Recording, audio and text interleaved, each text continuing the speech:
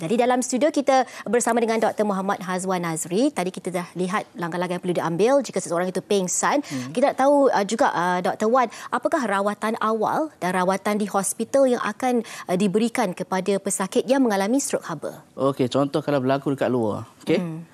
Kalau nampak orang tu macam pingsan dekat tengah panas, bawa, angkat, letak tempat teduh, tempat yang sejuk sikit. Itu yang pertama sekali. Pertama. Ya. Yang kedua, try turunkan suhu badan dia dulu dengan apa? Lap. Dengan air ke. Kalau ada ais buat. Tapi jangan bagi minum. Macam Dr. Mala cakap. Bahaya. Aspiration pneumonia. Lepas tu nombor tiga. Nombor tiga, sedarkan patient. Buat macam mana CPR ke apa. Okey, kalau hilang nadi lah. Okey. Lepas tu yang keempat, call. Okey, bila dah sampai ke hospital, apa doktor akan buat? Doktor akan tengok apa yang patient. Contoh macam heat stroke. Dia akan badan panas, kadang-kadang datang sawan. Demam, kurang air dalam badan, drip. Kalau sawan, doktor bagi buat sawan bontot. Selalunya. Doktor akan stabilize anything yang vital sign yang kita panggil. Suhu badan, pernafasan. Kalau laju sangat-sangat disebabkan oleh oxygen drop, dia akan bagi bantuan pernafasan oksigen. Kalau terlalu panas sangat-sangat, doktor akan drip. Drip, ubat demam. Okey. Dan lepas tu kalau sawan, ubat sawan. Okey. Dan lepas tu doktor akan ambil darah, doktor akan tengok ada tak macam organ dalaman yang dah rosak. Organ dalaman dah rosak daripada darah kita tahu. Darah kita tahu, okey, organ ni rosak dan sebagainya. Okey, tadi Dr. Wan, kita ada sentuh sedikit tentang mereka yang mempunyai penyakit diabetes. Secara ringkas, Dr. Wan, apakah golongan lain yang perlu lebih mengambil tahu tentang risiko strok haba ini kerana mereka mempunyai penyakit yang boleh aggravate ataupun menjadikan mereka lebih senang untuk mendapat strok haba ini? Yes, okey. Sebenarnya orang yang ada kecil manis, tak kisah type 1 ataupun type 2. Okey. Darah dia orang lebih pekat dibandingkan kita yang tak ada kecil manis. So untuk jadi stroke haba adalah lebih tinggi bagi dia orang yang ada kecil manis. Tambah-tambah kalau kerja luar lah, lagi tinggi risiko dia. So apa nasihat saya adalah sekarang ni elakkan makanan yang manis, obviously. Makanan manis contoh carbonated ke ataupun yang gula-gula tinggi ataupun yang ada kafein akan menyebabkan darah lebih pekat. Boleh lead kepada heat stroke lebih senang. So nasihatkan saya adalah stay rehydrated. Bagi yang bukan dialisis lah. Minum air banyak, makan ubat-ubat yang seperti yang doktor sarankan. Okey. Lepas tu, satu lagi. Komplikasi kecil manis yang agak emergency yang boleh berlaku ketika kita kurang heat stroke ni. Contoh kita panggil diabetic ketoacidosis. Sangat bahaya.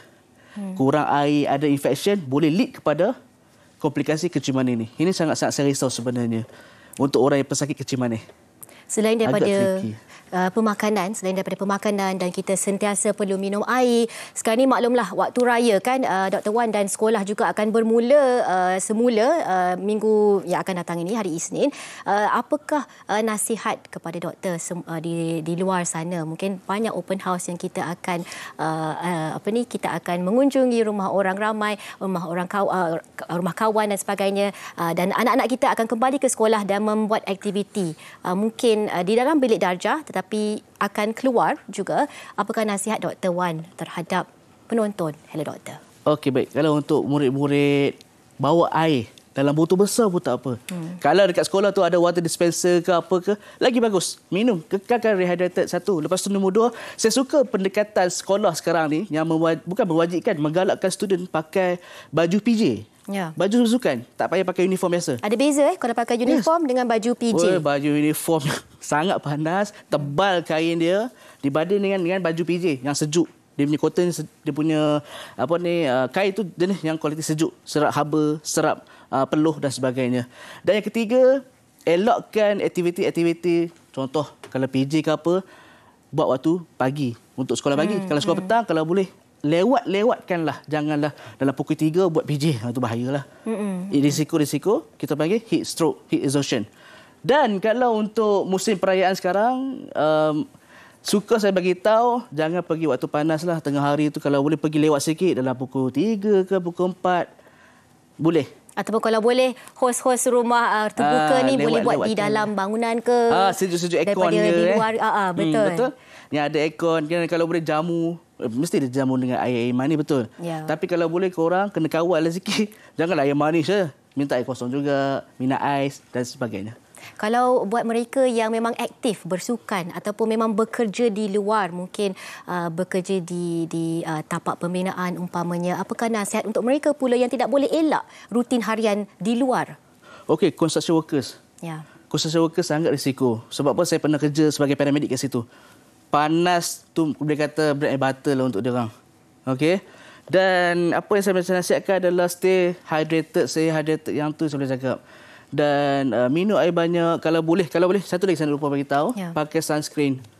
Yang paling penting, sunscreen ataupun sunblock, mengelakkan daripada kekeringan. Orang yang ada eczema, waktu sekarang ni lagi teruk, lagi senang dapat eczema yang flare up dibandingkan musim-musim sebelum-sebelum ni. So dekat sini berkata panas sekeliling boleh mempengaruhi kesihatan satu badan. Ya, okey. Yang terakhir, kata-kata terakhir ataupun tips terakhir daripada Dr. Wan kepada penonton Hello Doktor, terutamanya di keadaan di mana cuaca ni panas terik, walaupun akan reda menurut pakar cuaca yang kita telah berborak tadi dengan, tetapi apakah langkah-langkah yang perlu diambil dan mungkin boleh dijadikan tabiat untuk jangka masa panjang? Okey, langkah-langkah Ya. Langkah-langkah dia. Masuk soalan tadi? Tips-tips nasihatlah doktor kepada orang ramai. Okey. Secara ringkas doktor. Secara ringkas, lebihkanlah air kosong dibandingkan air yang ada gula. Minum air yang banyak. Okey, jangan ikut berat badan ke apa, tak payah. Selagi dahaga minum saja. Dan kalau boleh aktiviti luar, kalau boleh hadkanlah. Okey, pakai baju yang nipis, jangan color-color yang terang. Kadang-kadang yang light. Okey. Itu memainkan peranan juga. Memainkan peranan juga, betul. Tapi ada orang takut pakai baju-baju yang terang sebab apa? Kulit dan sebagainya. Yang tu semua itulah masalah-masalah dia orang lah kan. Tapi pakai nipis. Kalau satu lagi untuk wanita yang bertudung, cara bertudung tu paling penting. Jangan kau lilit macam tu pocong tu. Tu panas tu. Kurangkan style. Asalkan kau orang menepati syariat sudahlah. Tak payahlah sampai berlulut, sampai takut sangat-sangat tu. Kita berkorbanlah demi kesihatan kita sebenarnya. Itu yang lebih penting. Betul. Jadi baiklah, terima kasih kepada Dr. Muhammad Hazwan Nazri, iaitu pengurus sebuah klinik swasta. Banyak yang telah kita belajar mengenai langkah-langkah yang perlu diambil untuk mengelakkan diri daripada terkena kelesuan haba ataupun strok haba. Jadi kita dalam cuaca yang sebegini, marilah kita sentiasa mengambil langkah yang sewajarnya untuk menjaga diri kita dan juga anak-anak dan orang yang tersayang di sekeliling kita.